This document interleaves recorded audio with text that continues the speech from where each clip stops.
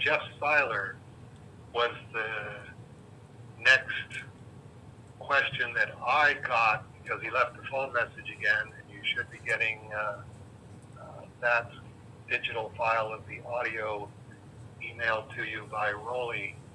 And Jeff had mentioned Andrew Rillstone. Now there's a name that I haven't heard before, and he was saying that he does great online reviews, I guess, of Cerebus, and had been talking about Form and Void coincidentally, which is good. We definitely want to be talking up Form and Void over the next while, and we'll just listen to Jeff's question right now, and we'll come back and I'll.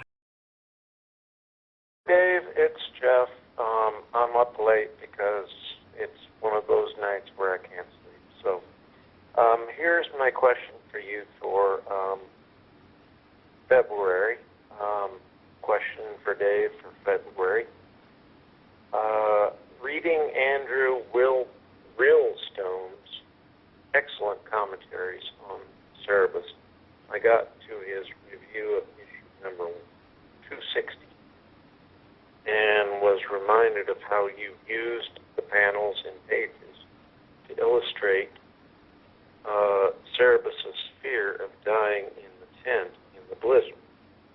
So, how low did you think you could go?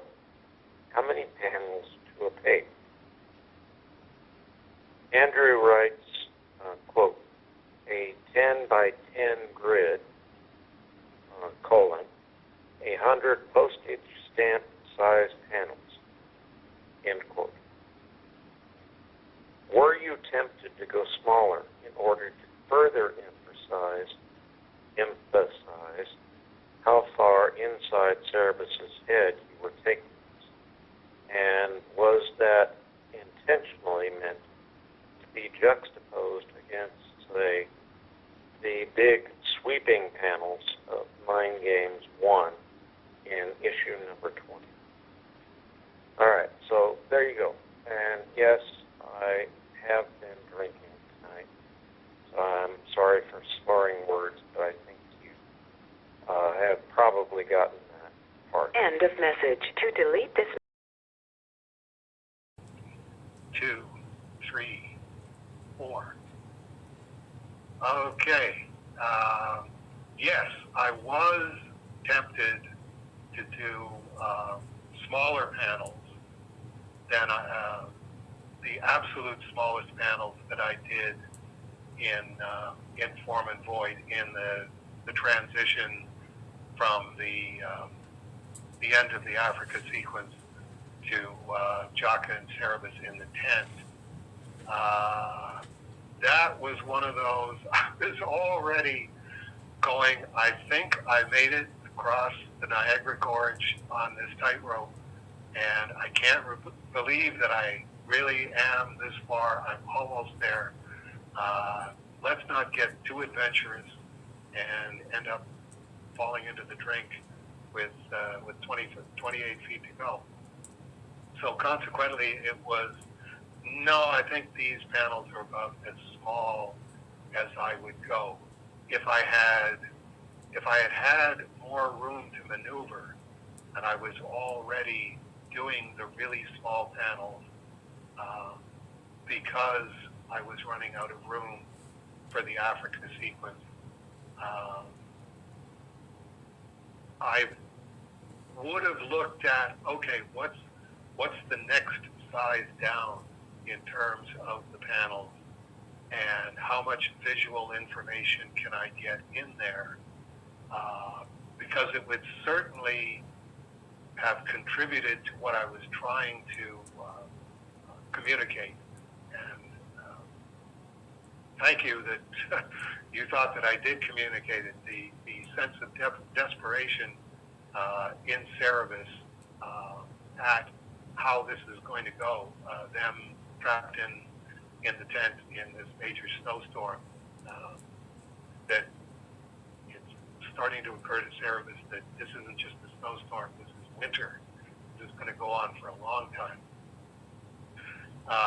And illustrating that Cerebus lacked that Ernest Hemingway grace under pressure quality, that Cerebus was probably no good at Petru Pass either. It's like he remembers, the realization dawning, they've cut our supply line, we're trapped in here, they're just going to starve us to death.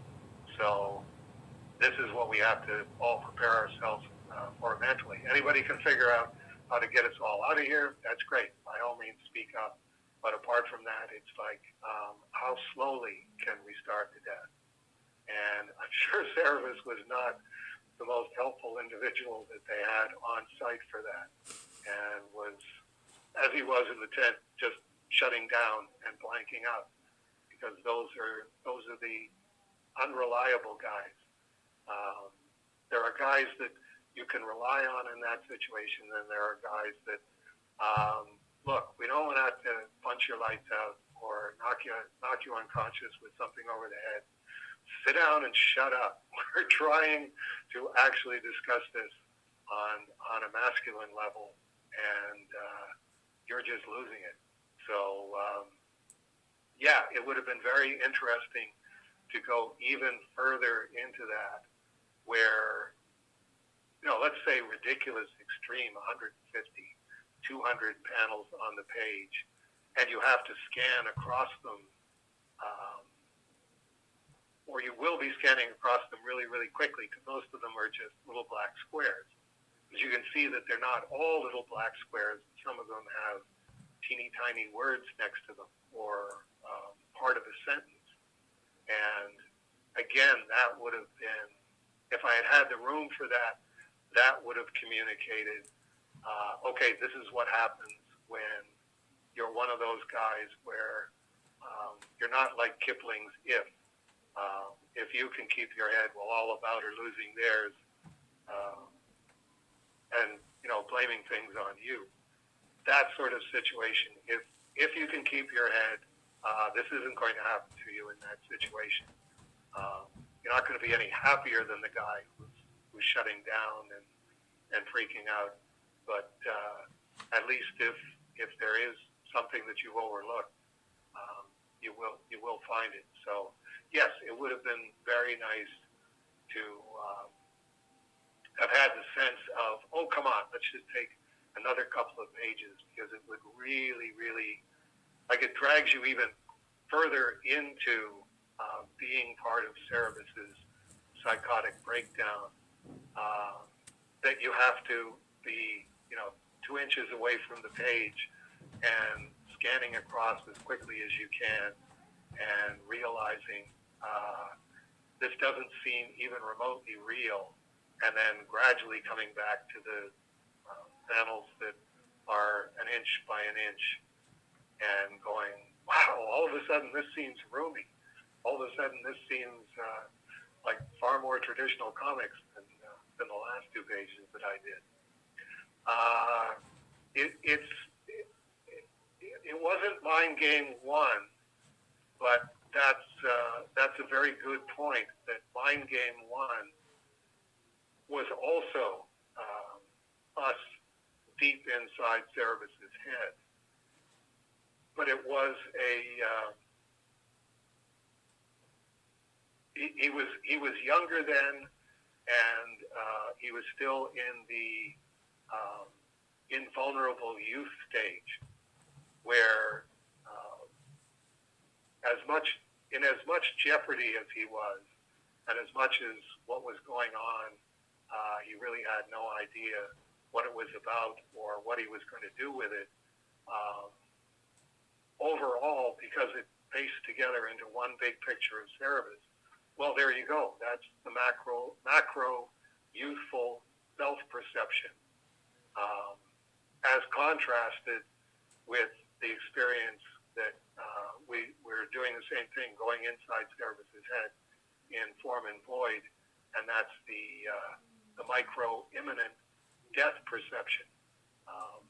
people for whom the idea of their personal death is just the most horrible thing to contemplate, even though they know intellectually they're going to die someday.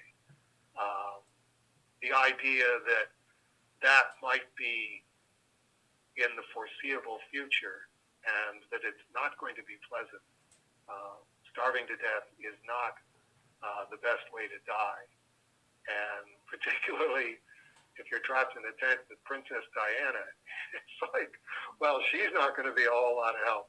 And try to figure out where you have the conversation about, look, if Cerberus blows his head off, you have to eat Cerberus's flesh. It'll at least keep you alive. Cannibalism, we have to talk about it because starving to death is, however far along in that process Cerberus had been before, it's like, no, you're not ready for that. So we have to have a couple of really unpleasant conversations here that Princess Diana doesn't want to have with anybody about anything. So thank you for the question, Jeff, and I'm looking forward to getting back to discussing the New Mutants in the series of letters. I've got one of them partway done, and there's just lots of comic art metaphysics wrapped up in it, and it's like, okay, I'm trying to keep these to about a page each. Don't want to tax everyone's patience, but I as soon as I figure out how to get the next part down to a page, I will be faxing that to Matt, and Matt will be posting that, won't Matt? Yeah.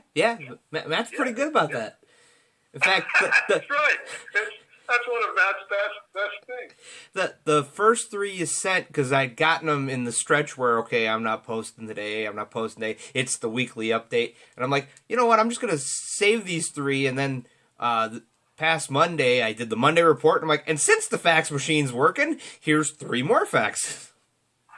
There you go. In fact, I titled the post, "My Fax Machine is Smoking." What's the online meme about GameStop? Fax machine go burr.